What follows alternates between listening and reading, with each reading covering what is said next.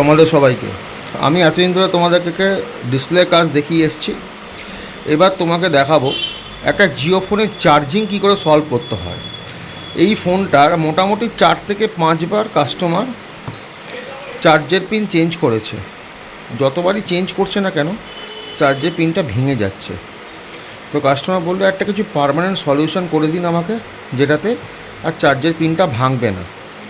তো বুঝতেই পারছো এতবার একটা ফোনের পেছনে যদি 4 থেকে 5 বার চেঞ্জ করে তাহলে মোটামুটি কত খরচ হতে পারে। তাই কাস্টমার বাধ্য হয়ে আমাকে বললো যে তুমি এমন কিছু করে দাও যেটাতে একটা পার্মানেন্ট সলিউশন হয়ে যায়। তো আমার কাছে এই ফোনটা এসেছে। আমি কি করে এই চার্জের পিনটাকে একদম প্রপার আর একটা নিজের ট্রিক দেখিয়ে কী করে এটাকে সলভ করব সেটা আমি তোমাদের সামনে তুলে ধরবো। হার্ডওয়্যার কাজ, এটা হচ্ছে আমার হার্ডওয়্যার কাজ, ঠিক আছে। এতদিন ধরে আমি ডিসপ্লে চেঞ্জের কাজ দেখিয়ে এসেছি, এটা আমার হার্ডওয়্যার কাজ। তো হার্ডওয়্যারে কী আমি করি কাজটা সেটা তোমরা দেখো, আর দেখলে বুঝতে পারবে যে পার্মানেন্ট সলিউশনটা কিভাবে হয়, ঠিক আছে। তা দেখতেই পাচ্ছ আমার বোর্ডটা খোলা হয়ে গেছে, ঠিক আছে। আর এই হচ্ছে চার্জের পিনের কন্ডিশন, দেখো, বুঝতে পারছো এই একটা জায়গায় কতবার কাজ হয়েছে সেটা বুঝতেই পারছো। তো এইটাকে আমাকে সলভ করতে হবে, কিভাবে করব সেটা আমি দেখাবো তোমাদেরকে, ঠিক আছে। দেখো মোটামুটি আমি এটা ক্লিন করে নিয়েছি, ঠিক আছে। বেশি ক্লিন করিনি, মোটামুটি ক্লিন করে নিয়েছি। এখানে প্রিন্ট হিসাবে 1, 2, 3 নম্বরটা নেই, 4 নম্বর 5 নম্বর। আমার এত প্রিন্ট দরকার নেই, আমার 1 নম্বর আর 5 নম্বরটা হলেই হবে, ঠিক আছে। আর এই হচ্ছে চার্জের পিনটা, ঠিক আছে। আমি এইটা দিয়ে এখানে এই প্রিন্টটা মেরে আমি বসাবো। তো প্রিন্ট কীভাবে মারছি সেটা আমি তোমাদের সামনে তুলে ধরবো, সাথে থেকো। এই হচ্ছে আমার ট্রিক, বুঝতে পারছো। 1 নম্বর আর 5 নম্বরে দুটো আমি জাম্পার তার লাগিয়ে দিয়েছি। এই তার দুটো যাবে হচ্ছে বোর্ডের এইখানে। এই হচ্ছে আমার ট্রিক। এই ট্রিকটা তোমরা খুব ভালো করে দেখে নাও। এই ট্রিকটা তোমার শুধুমাত্র এই জিও ফোনের ক্ষেত্রে না, যে কোনো ফোনের ক্ষেত্রে টাইপ বি যে পিনগুলো থাকবে সবগুলো ক্ষেত্রে কিন্তু এইটা লাগবেই। হ্যাঁ, যদি বোর্ডে 5টা প্রিন্ট থাকে, কোনো অসুবিধা যদি না হয় তাহলে আলাদা কথা। যদি অসুবিধা হয়ে থাকে তাহলে শুধুমাত্র চার্জিংয়ের জন্য 1 আর 5 নম্বর প্রিন্ট তুলে তোমরা কাজ করতে পারো। আর যদি মনে করো না তাও হবে না, কাস্টমারের ইউএসবি লাগবে, তাহলে তোমাকে ইউএসবি প্রিন্টও মারতে হবে, ঠিক আছে।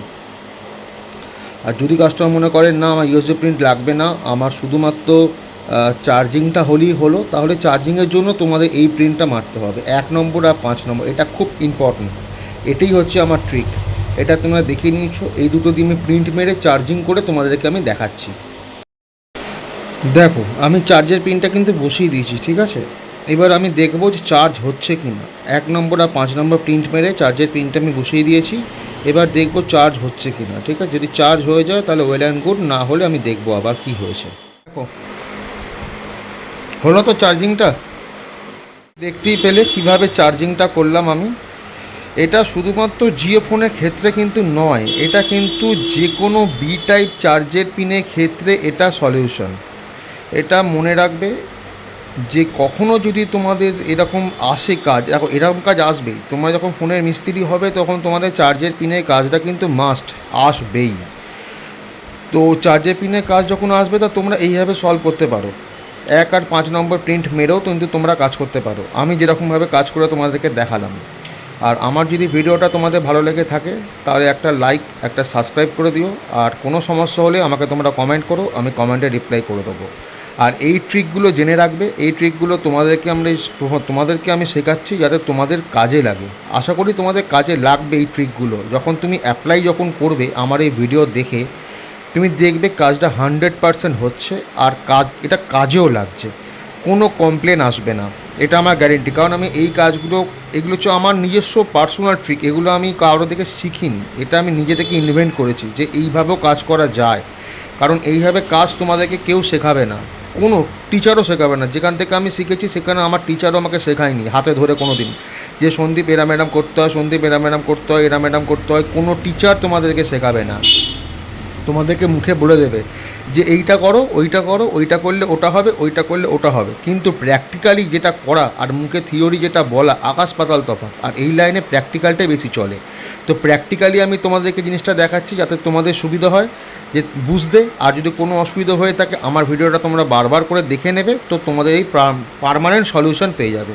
তো আজকের মতো টাটা, পরের একটা নতুন ভিডিও নিয়ে তোমাদের সামনে হাজির হব।